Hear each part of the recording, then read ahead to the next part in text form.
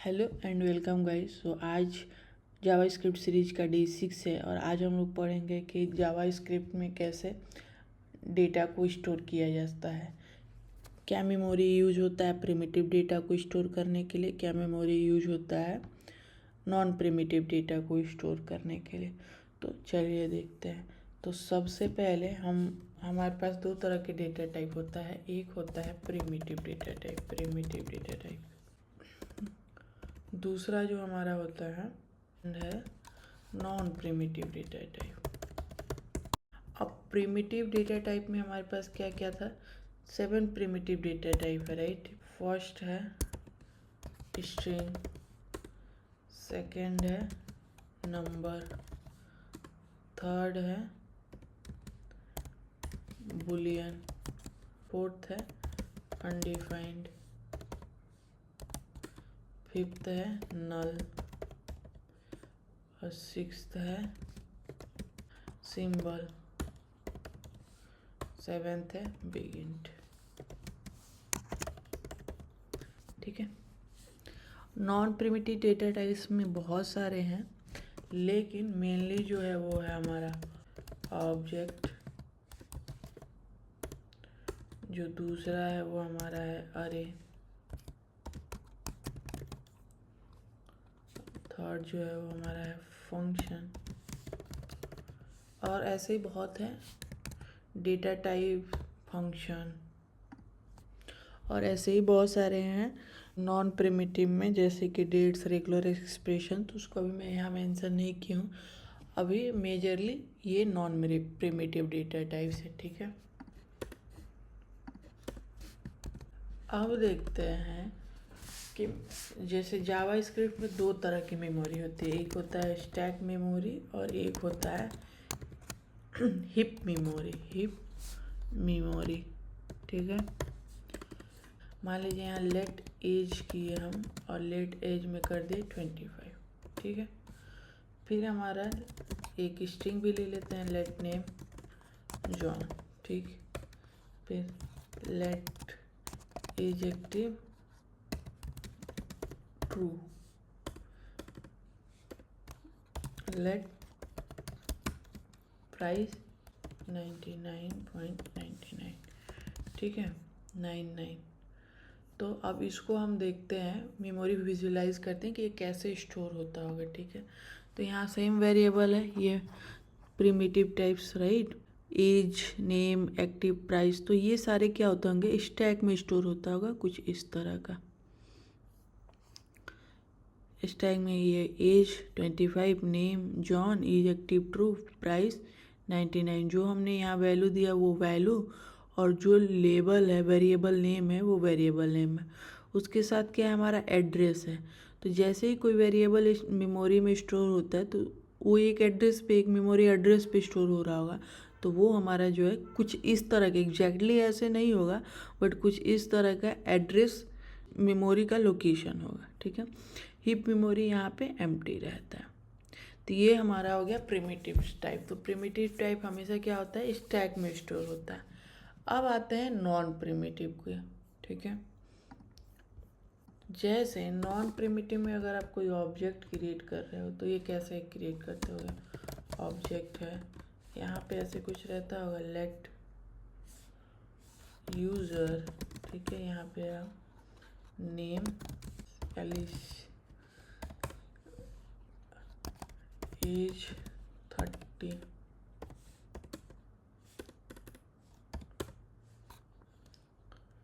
Email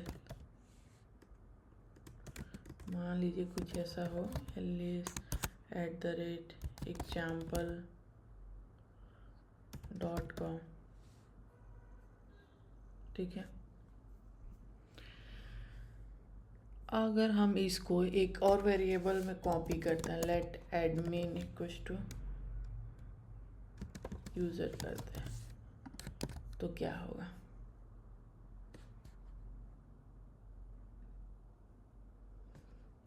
तो actual में क्या होता है कि ये जो होगा वो हिप में स्टोर होगा, ये वाला पार्ट। ठीक है। और इसके लिए सिंस ये एक वेरिएबल है, ये क्या होगा, स्टैक में स्टोर होगा। स्टैक में स्टोर होगा और इसके पास क्या होगा, रेफरेंस होगा हीप, रेफरेंस होगा ऑब्जेक्ट का, ठीक है।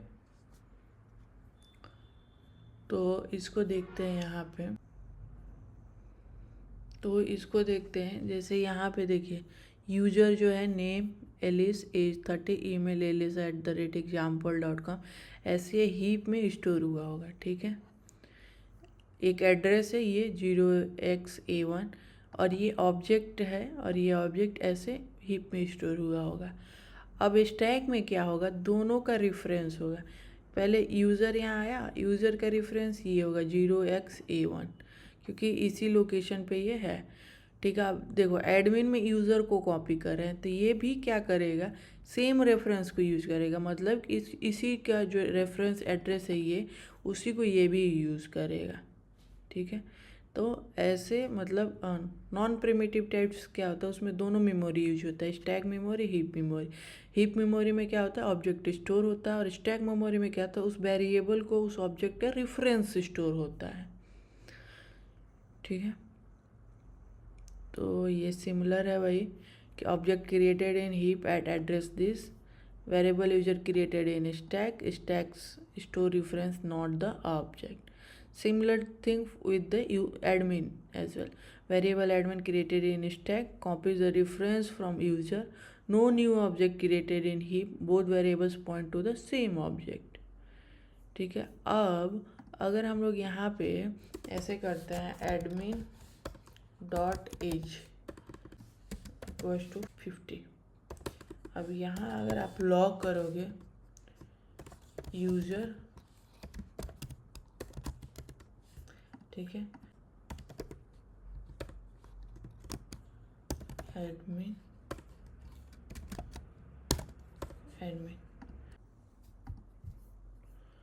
तो अगर आप यहाँ देखोगे तो यूज़र में भी नेम एलिस, एज 50 हो गया है एडमिन में, जबकि हमने सिर्फ यहाँ पे चेंज किया था, एडमिन का एज चेंज किया था। तो इससे ऐसा क्यों हुआ ये, जब आप यहाँ जाओगे यहाँ पे तो देखो ये क्या कर रहा है, एज तो यही है, रेफरेंस है दोनों में।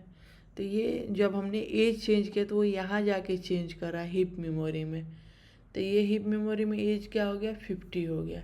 तो और सिंस ये दोनों एक ही ऑब्जेक्ट का रेफरेंस स्टोर किए हुए हैं तो दोनों में मॉडिफाई होता है। तो यहाँ देखोगे modifies reference this address to heap, modifies the object in heap. Now user यहाँ 31 किया है इसलिए 31 दिखा रहा है, बट अगर 50 आप किए तो 50 हो जाएगा, ठीक है।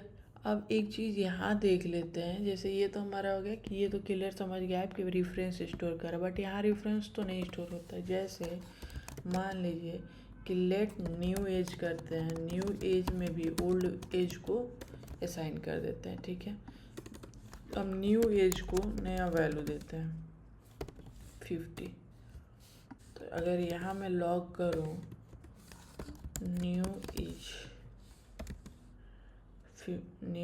यहाँ कर दूँ और यहाँ पे मैं एज कर दूँ, तो देखो यहाँ पे न्यू एज में 50 है, एज में 25। ऐसा क्यों हुआ, क्योंकि स्टैक मेमोरी वो क्या करता है, अलग अलग दो वेरिएबल क्रिएट करता है, एक एज का 25 वैल्यू के साथ, एक न्यू एज का इनिशियल 25 के वैल्यू के साथ। अब आप न्यू एज को 50 कर दिए, मतलब कि रीअसाइन कर दिए, मतलब ये वैल्यू चेंज कर दिए। तो अब न्यू एज में 25 की जगह क्या हो गया, 50 हो गया। तो सिंस ये दोनों दो अलग अलग मेमोरी एड्रेस पे स्टोर हुए हैं, इसलिए एज की वैल्यू सेम रहा, बट सिर्फ न्यू एज की वैल्यू चेंज हो गया। तो ये होता है प्रिमिटिव में कि ये जो वैल्यू जो स्टोर होता है वो एक डिफरेंट लोकेशन पे स्टोर होता है और स्टैक में स्टोर होता है, इसीलिए ये वैल्यू दोनों मॉडिफाई नहीं हो रहा है, एक का जिसका हम मॉडिफाई कर रहे हैं उसी का मॉडिफाई हो रहा है। और जैसे ये ऑब्जेक्ट के लिए काम करता है ना, सिमिलरली अरे के लिए भी काम करता है। जैसे मान लीजिए यहाँ पे लेट फ्रूट्स कर देते हैं, यहाँ पे फ्रूट्स, इसमें वैल्यू करते हैं एप्पल, बनाना, ऑरेंज, ठीक है। यहाँ पे अगर आप फ्रूट्स को एक नए वेरिएबल में स्टोर कर दो, डुप्लीकेट फ्रूट्स, ठीक है।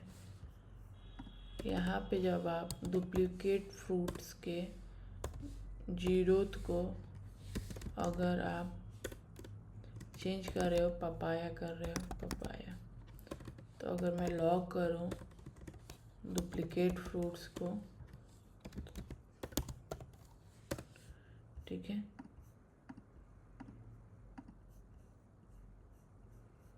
और फिर लॉग करूँ फ्रूट्स को भी,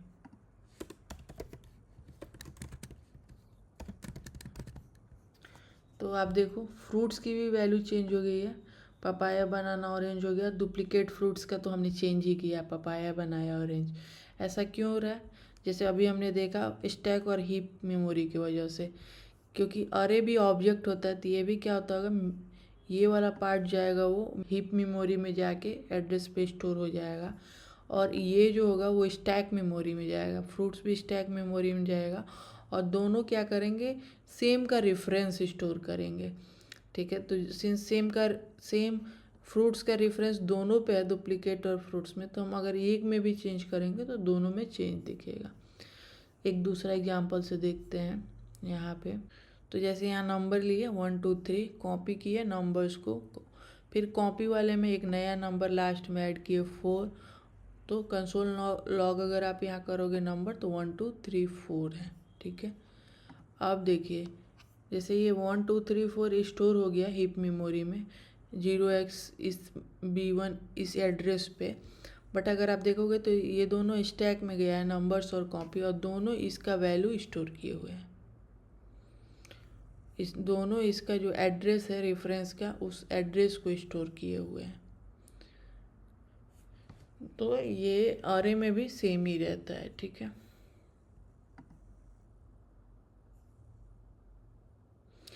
अब इसको एक बार आप विजुअलाइज कीजिए कि ये कैसे स्टोर होता होगा। जैसे ये एक एग्जांपल है जिसमें लेट आईडी इक्वल्स टू 101 है, पर्सन में ये आईडी, और इसी आईडी को, ये आईडी पर्सन के आईडी को ये आईडी स्टोर किए, ठीक है। उसके बाद नेम सारा कर दिया, हॉबीज़ में कोडिंग किए। अब इस आईडी के वैल्यू को अपडेट कर दिए यहाँ पे, console log person dot ID किए तो क्या प्रिंट होगा, ये 101 प्रिंट होगा। फिर हमने पर्सन को अपडेट किया, उसमें एक नया ऐड किया वैल्यू गेमिंग, ठीक है। तो ये कैसे हुआ होगा, तो ये जो पर्सन है सिंस ये रेफरेंस ऑब्जेक्ट है तो ये हीप में चला गया होगा, आईडी 1001, नेम सारा, हॉबीज़ कोडिंग, और फिर ये पर्सन हॉबीज़ पुश हमने यहाँ किया है, तो मतलब हॉबीज़ भी एक अरे है, राइट। हर अरे भी हमारा एक ऑब्जेक्ट होता है, तो ये भी कहाँ होगा, एक मेमोरी में होगा जिसमें कोडिंग और गेमिंग दोनों होंगे। तो अगर आप यहाँ देखोगे आईडी 101, नेम सारा, हॉबीज़ पे क्या है, एड्रेस है, क्योंकि इस एड्रेस पे नया एक हमारा अरे क्रिएट हुआ है और उसको स्टोर किया है, ठीक है। आईडी इस लाइन पे आके चेंज हो गया, 1 और 2 हो गया है, तो ये स्टैक में है तो डायरेक्ट स्टैक की वैल्यू चेंज हो गई है। पर्सन भी अभी भी क्या है, रेफरेंस स्टोर किया हुआ है ऑब्जेक्ट का, और ऑब्जेक्ट रेफरेंस स्टोर किया है हॉबीज़ अरे का। तो आई होप ये आपको समझ आया होगा। अब फंक्शंस का भी हम नहीं देखेंगे क्योंकि हमने फंक्शन पढ़ा नहीं है। जब हम फंक्शंस पढ़ेंगे तो मेमोरी में कैसे स्टोर होता है उसको देखेंगे, ठीक है। अब चलते हैं, कुछ क्वेश्चंस है उसको सॉल्व करते हैं, क्विज टाइप का है। तो चलिए क्वेश्चन 1 से स्टार्ट करते हैं। ये लेट x इक्वल्स टू 42 है, where is this stored, stack, heap और बोथ। सो ये अगर आप देखोगे तो ये प्रिमिटिव है, ठीक है। अगर आपने सोचा है स्टैक तो ये करेक्ट है, क्योंकि ये जो है प्रिमिटिव है, और प्रिमिटिव कहाँ स्टोर होता है, स्टैक में। अब आते हैं यहाँ पे, इसको भी बताना है कि कहाँ स्टोर होता है। अरे 1 2 3 है तो ये कहाँ स्टोर होगा, स्टैक में, हीप में, बोथ में। अगर आपने सोचा है स्टैक में तो ये आंसर गलत है, अगर आपने सोचा है हीप में तो भी ये गलत है।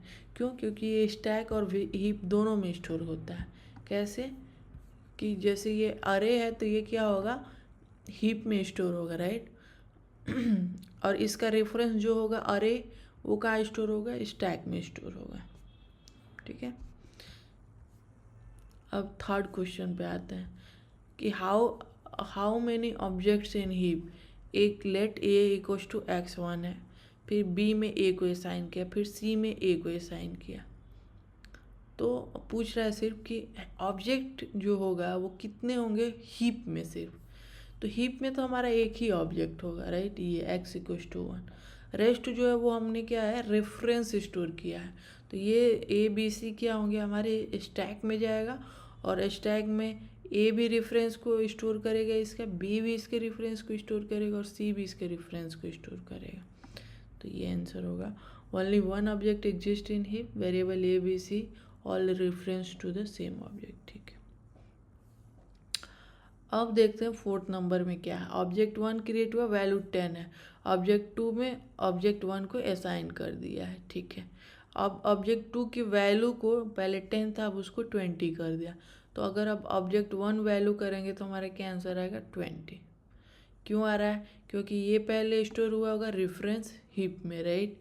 फिर ये जो ऑब्जेक्ट 2 है इसको हमने असाइन किया, तो ऑब्जेक्ट 2 में क्या होगा, रेफरेंस होगा किसका, ऑब्जेक्ट 1 का। ऑब्जेक्ट 2 का वैल्यू चेंज कर रहे हो तो कहाँ चेंज कर रहे हो, हीप में चेंज हो रहा है। तो हीप में चेंज हो रहा है तो क्या होगा, वो दोनों जगह सेम भी वैल्यू होगा, तो इसलिए इसकी वैल्यू जो होगी वो 20 होगी। When is the object removed from heap. ठीक है। तो ये बोला है कि एक फंक्शन क्रिएट किया और उस फंक्शन को कॉल किया। ठीक है, क्रिएट यूजर। इसका आंसर होगा when my user is no longer reference. तो ये जो ऑब्जेक्ट है वो कहाँ होगा, हीप में होगा, राइट। अब जैसे ही ये फंक्शन कॉल हो जाएगा, क्रिएट यूजर, माई यूजर, इसको जैसे ही हम फंक्शन कॉल कर लेते हैं तो गार्बेज कलेक्टर जो करता है क्या करता है कि कोई भी अगर वेरिएबल यूज नहीं हो रहा है, रेफरेंस कहीं यूज नहीं हो रहा है, तो उसको रिमूव कर देता है। बट ठीक है, अगर आपने नहीं गेस किया तो कोई बात नहीं, इसको हम लोग फंक्शंस में अच्छे से समझेंगे। हाँ, तो जो स्टैक मेमोरी होती है उसमें जो लेंथ होता है वो फिक्स्ड होता है, बट हीप मेमोरी का जो लेंथ होता है वो डायनेमिक होता है। पूछ रहा है कि what cause stack overflow error. Since stack की मेमोरी जो लिमिटेड होती है तो कह सकते हैं कि स्टैक मेमोरी जब फुल होगा तो हमको एरर ओवरफ्लो का आएगा। अगर आप ये फंक्शन नहीं पढ़े हो, आई नो, बट अगर आप देखोगे तो बार बार सेम ही फंक्शन को खुद ही को कॉल किया जा रहा है, कोई बेस कंडीशन नहीं एग्जिट होने के लिए, तो इसमें एरर आएगा ओवरफ्लो का। अभी हमने ये एग्जांपल देखा था, वेयर इज़ द नेस्टेड अरे इफ स्टोर्ड। तो ये एक पर्सन ऑब्जेक्ट बनेगा, राइट, नेम सारा रहेगा। हॉबीज़ के लिए एक नया फिर ऑब्जेक्ट बनेगा अरे के लिए, और उसका जो रेफरेंस होगा वो हॉबीज़ में स्टोर होगा। तो ये कहाँ रहेगा, हीप में।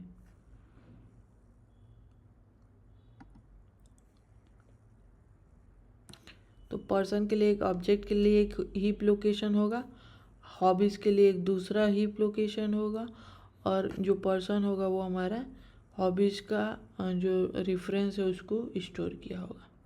ठीक है। अब देखते हैं कि पूछ रहा है कि after this code what is X. X equals to 5 किया, ऑब्जेक्ट में एक्स को एक्स असाइन किया, फिर एक्स की वैल्यू 10 किया, अब ऑब्जेक्ट डॉट एक्स कर रहे हैं, 5 ही होगा।